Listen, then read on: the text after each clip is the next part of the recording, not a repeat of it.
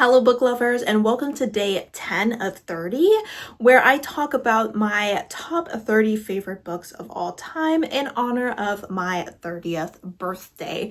Today we are going to be talking about The Lightning Struck Heart by TJ Klune. I have already talked about a TJ Klune book here, but this is probably my second favorite by him. Now you will see the rest of the series sitting here behind me. I thought the series as a whole was okay.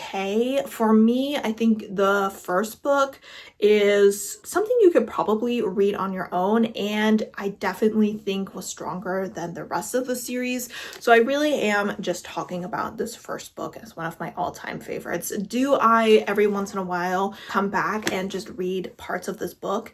Yes. Oh my gosh, this is probably one of the most fun books that I have ever read. In this book, we are following a wizard called Sam, and he grew up in the slums. However, one day he accidentally turned some bullies into stone, and so the king's wizard comes to him and says, "Hey, I'm gonna go ahead and take you as an apprentice, and you're gonna learn to become the king's wizard for when the king's son, the prince, becomes king," essentially. And Sam is like, "Yeah, this is super great. Me and my family, we're gonna go live in the castle. I'm gonna learn magic. Everything is fantastic." He ends up finding some friends in a gay hornless unicorn and in a small part half giant man, and he also ends up falling in love with a knight.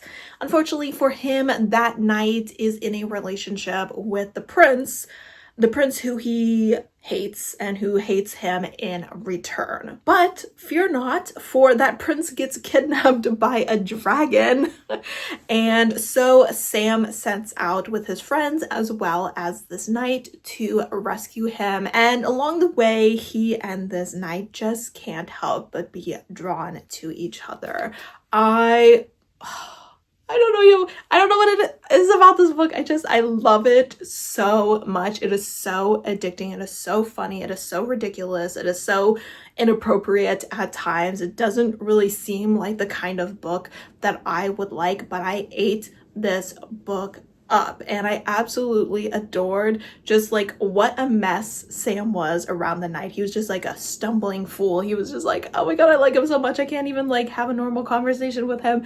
And it just became very clear that this knight has feelings for him as well. He's just a little bit better at like not showing it as much, and it is just such a fun, silly, goofy time. I absolutely adored his relationship with his friends. He adores his mentor. He adores his parents. He is just someone who's full of so much love. And he is also someone who is constantly getting in trouble. This book literally starts with him being in a situation where he's been kidnapped, and he's like, oh my gosh, this villain is starting to monologue. Ugh, not the monologue. I hate when villains monologue. It's just so hilarious. And this knight is like, I literally need you to stop getting yourself almost killed. Like, I don't think I can really take it watching you be in danger anymore. And it's just such an addictive romance, such an addictive story, and it's just fun watching them go on their little adventure, meeting different people, stumbling across different obstacles. I had a fantastic time with the story and highly, highly recommend it. I'm not saying I don't recommend the rest of the series. You know, it's a fun time.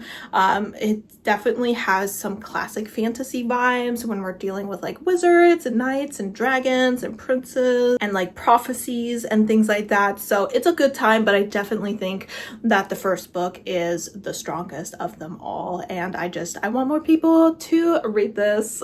And when you read it, don't judge me for liking it. That being said, if you have read this book, let me know, and I will go ahead and see you tomorrow with the next book.